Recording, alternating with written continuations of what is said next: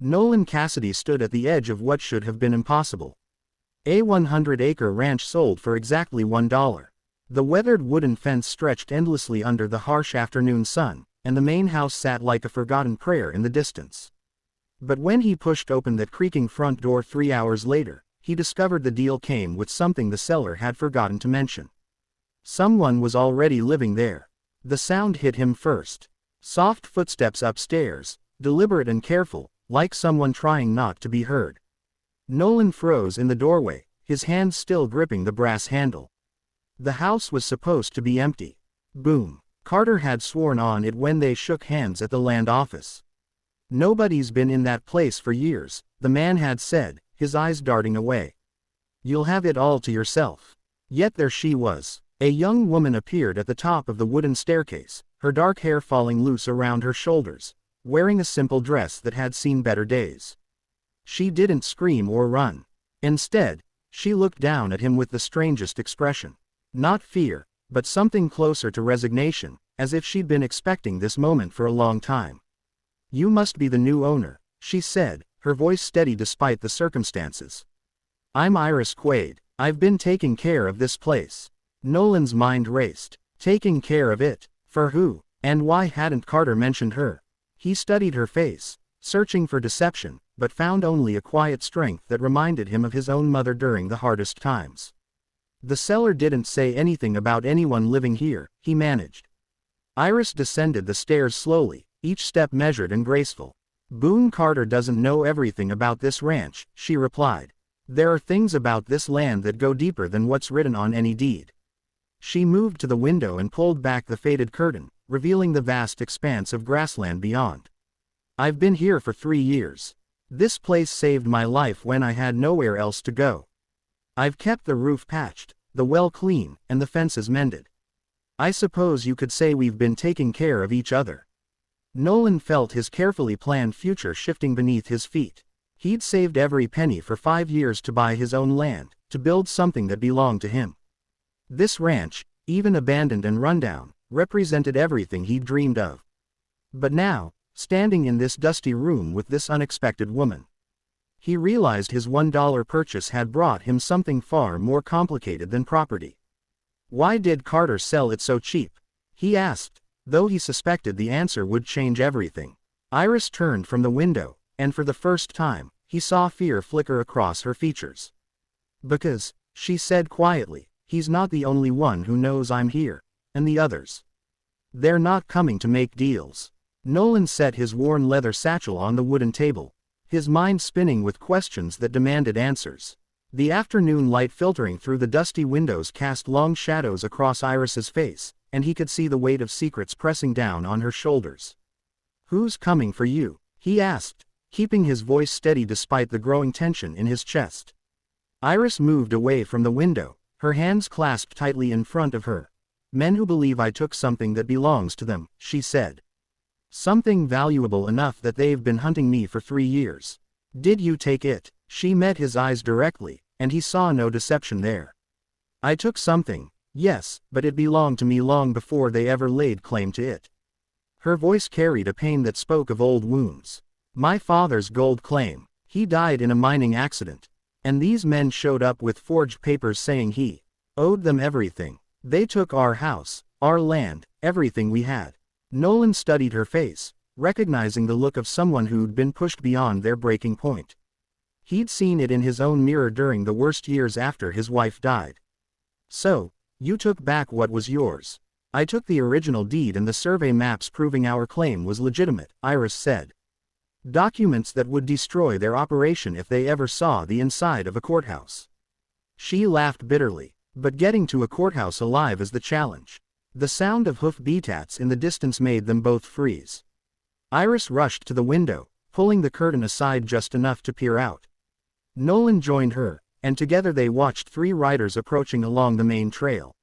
Still too far away to make out clearly, but close enough to know they meant business. Is that them? Nolan whispered. Iris shook her head. No, but she paused, studying the riders more carefully. That's strange. Those horses are moving too fast for casual travelers, but too slow for urgency. Like they're searching for something. Nolan felt his stomach tighten. He'd bought this ranch to escape complications, to build a simple life on his own terms. But watching those distant figures approach, he realized his $1 investment had pulled him into something far more dangerous than he'd bargained for. I should go, Iris said suddenly, turning from the window. I've already brought too much trouble to this place. You don't deserve to get caught up in my problems. Where would you go? Nolan asked, though he wasn't sure why he cared. 3 hours ago, he'd never known she existed. She hesitated, and in that moment of uncertainty, he saw the truth. She had nowhere left to run. The riders were getting closer. Their intentions unknown, but their presence undeniably threatening. How long before the dangerous ones find you here? He asked. Iris looked back toward the approaching riders, then met his gaze. If those men down there are who I think they are, she said quietly. They already have. The riders drew closer, and Nolan could make out their faces now. Hard men with the kind of weathered features that came from years of taking what they wanted. They reined in their horses about 50 yards from the house. Close enough to be a threat, but far enough to avoid immediate confrontation. That's Wade Harper, Iris whispered, her voice tight with recognition. He works for the Maddox brothers. If he's here, it means they finally tracked me down. Nolan watched as the 3 men spread out in a loose semicircle, effectively blocking the main escape routes from the property. Their movements were practiced, coordinated. These weren't random drifters. They were hunters who'd found their prey. What exactly did you take from them? He asked, needing to understand what he was stepping into. Iris moved away from the window and knelt beside a loose floorboard near the fireplace. With quick, efficient movements, she pried it up and reached into the hidden space beneath. When she stood, she held a leather pouch and a rolled bundle of papers. The deed to the richest gold claim in the territory, she said, unrolling one of the documents and the survey maps showing exactly where the ore runs deepest. My father spent 10 years mapping every vein, every pocket of gold in those hills. The Maddox brothers killed him for it, then discovered he'd hidden the real documents. Nolan studied the intricate drawings on the map, noting the careful notations and detailed measurements. This wasn't just a claim. It was a treasure map drawn by someone who knew every inch of the land. This is worth a fortune. Enough to buy half the territory, Iris confirmed, and enough to make them hunt me across 3 states. A sharp whistle from outside made them both turn toward the window. Wade Harper had dismounted and was walking slowly toward the house, his hand resting casually on his gun belt. His companions remained mounted, watching the surrounding area for any signs of movement. Iris Quaid, Harper called out, his voice carrying clearly across the yard. We know you're in there. Time to settle this like civilized people. Nolan felt his pulse quicken. 3 years of carpentry work had given him strong hands and a steady nerve. But he'd never faced men like these. Still, looking at Iris's pale face, he realized he couldn't just hand her over to them. There's a back way out, she whispered urgently. Through the kitchen and down to the creek. You could slip away while they're focused on the front of the house. What about you? She smiled sadly. I'm tired of running. Maybe it's time to face them. Nolan stared at her, recognizing the resignation in her voice. She was giving up, ready to sacrifice herself so he could escape the mess his $1 purchase had created.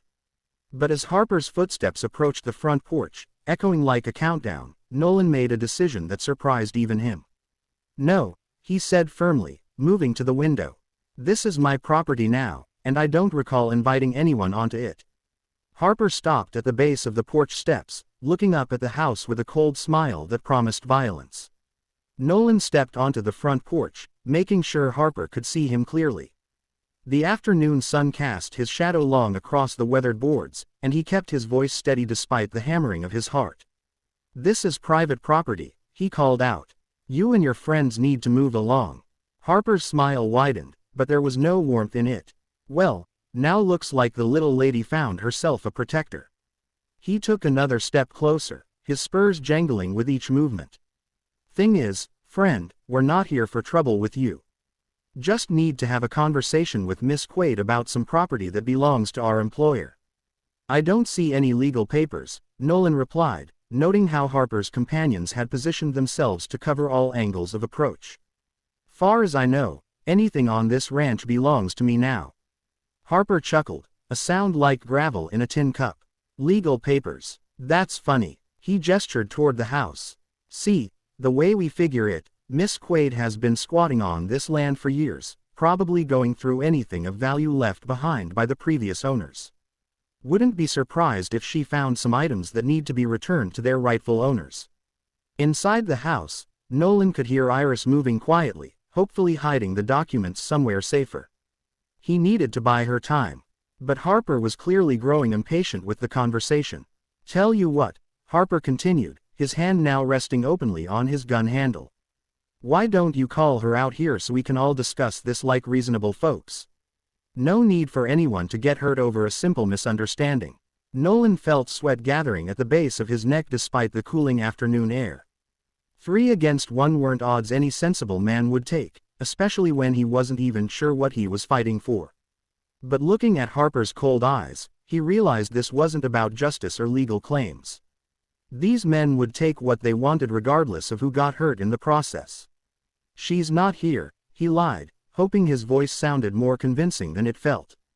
Harper's expression darkened. Now that's interesting because my associate over there with the sharp eyes swears he saw 2 figures in that window not 5 minutes ago. He pointed toward one of the mounted men. Johnny's got a talent for noticing details others might miss. The man called Johnny tipped his hat mockingly. His rifle, resting casually across his saddle but positioned for quick use. Maybe you saw shadows, Nolan suggested. Old houses play tricks with the light. Maybe, Harper agreed, though his tone suggested he believed nothing of the sort. Or maybe you're protecting someone who's caused my employers considerable financial loss. That kind of loyalty to a stranger might make a man wonder about your own involvement in the situation. The threat was clear now. Harper was suggesting that Nolan himself might be complicit in whatever theft they were pursuing. It was a clever move. Give him a way out by abandoning Iris or face the consequences of standing with her. Through the window behind him, Nolan heard the softest creak of floorboards. Iris was still moving around inside, and Harper's shared companion would notice any sound that carried. Time's running short, Harper said, pulling out a pocket watch and making a show of checking it. My patience tends to wear thin when folks aren't being honest with me. The silence stretched between them like a taut rope, ready to snap. Nolan could feel Harper studying his face, searching for cracks in his resolve. Behind him, the house had gone completely quiet. Too quiet. Either Iris had found the perfect hiding spot, or she was preparing for something desperate. You know what, I think, Harper said, closing his pocket watch with a sharp click. I think you bought this place knowing exactly what you'd find here. Maybe Miss Quaid promised you a share of what she stole if you helped her stay hidden. You think wrong, Nolan replied, though he had to admit the accusation sounded plausible. I bought this ranch fair and square this morning. First time I've ever set foot on this property. Harper exchanged glances with his mounted companions, some silent communication passing between them. The man called Johnny shifted in his saddle, and Nolan caught the subtle movement of his hand toward his rifle. Here's what's going to happen, Harper announced, his voice taking on the tone of a man accustomed to being obeyed. You're going to step aside, and we're going to search this house. When we find what we're looking for, we'll be on our way. Resist and you'll be buried on your own property before sunset. Nolan's mouth went dry, but he held his ground. And if I refuse? Harper's smile returned colder than before. Then we'll search it anyway, and you won't be around to complain about the mess we make. The front door opened behind Nolan with a soft creak, and he felt his heart stop. Iris stepped out onto the porch, her chin raised defiantly despite the obvious fear in her eyes. She changed into riding clothes and had a small pack slung over her shoulder. Enough, she said firmly. This man has nothing to do with our business, Harper. Let's settle this between us. Harper's expression shifted to one of satisfaction, like a hunter who'd finally cornered his prey. There's the sensible approach. Step down here, Miss Quaid, and we can discuss terms. The terms are simple, Iris replied, staying close to Nolan's side.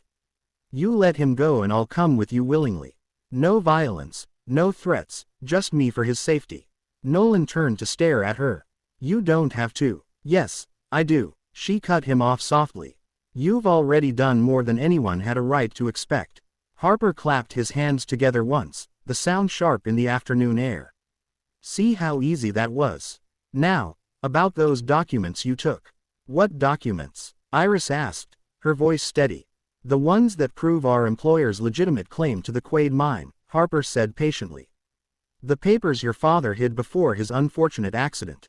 My father died in a cave-in caused by your employer's unsafe mining practices.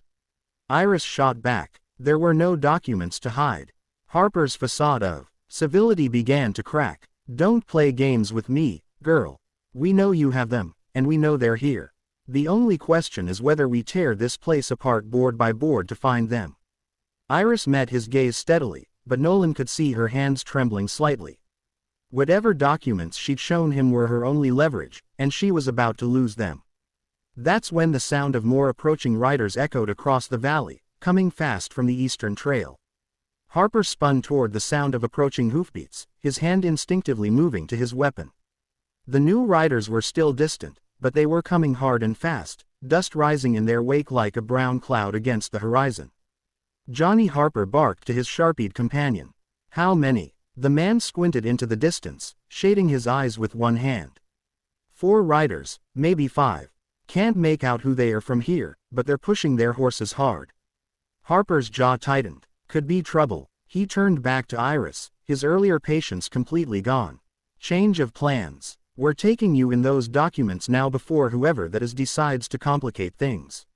I told you I don't have any documents, Iris insisted, but her voice lacked conviction. Search the house, Harper ordered his men. Tear it apart if you have to. Nolan stepped forward, blocking the porch steps. You're not going anywhere near my house. Harper's gun cleared its holster so fast Nolan barely saw the movement.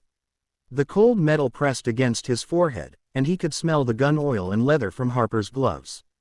Last chance to be smart about this, Harper growled. Stand aside, or I'll put you down right here.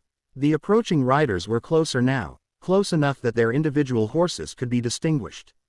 Nolan could see they were riding in formation, disciplined and purposeful, not random travelers, but men with a mission. Wade Harper. The shout came from the lead rider, still 200 yards away, but closing fast. Step away from those people, Harper's eyes widened in recognition. And for the first time since he'd arrived, Nolan saw genuine concern cross his features. Damn, he muttered under his breath. Friends of yours? Iris asked, though her tone suggested she already knew the answer. Sheriff Bennett, Harper replied through gritted teeth. Someone must have sent word ahead. He glanced back at his companions, who were looking increasingly nervous about their exposed position. The riders thundered closer, and Nolan could now make out the distinctive glint of badge metal on the lead rider's vest. A sheriff and his deputies riding like they meant business. But Harper's gun was still pressed against Nolan's skull, and his finger was tight on the trigger. This complicates things, Harper said more to himself than anyone else. But it doesn't change what needs to happen here. Sheriff Bennett and his men were within shouting distance now, their horses elderad with sweat from the hard ride. The sheriff was a lean man with gray whiskers and the kind of weathered face that spoke of years dealing with situations exactly like this one. Drop your weapons, Bennett called out as his group fanned out in a semicircle around Harper's men. Nobody needs to die today, Harper pressed the gun harder against Nolan's forehead. Maybe nobody needs to die, he called back. But that depends on whether you're willing to let justice take its course. Sheriff, justice, Bennett laughed harshly. Is that what you call hunting down an innocent woman across 3 territories? Harper's face darkened. That woman is a thief who's been harboring stolen property. We're here on behalf of legitimate business interests to recover what belongs to them. The Maddox brothers' business interests. Sheriff Bennett corrected, his voice dripping with disgust. I've seen enough of their version of justice to know what it looks like. The tension in the air was thick enough to cut with a knife. Harper's men were outnumbered now, but they still held the advantage of having hostages. Nolan could feel sweat trickling down his back as he tried to remain perfectly still with the gun barrel pressed against his skin. Here's what's going to happen, Harper announced, his voice carrying across the yard. Miss Quaid and I are going to have a private conversation about those documents. Anyone who interferes will watch this brave property owner pay the price. Sheriff Bennett held up one hand, signaling his deputies to hold their positions. The standoff stretched taut like a wire about to snap.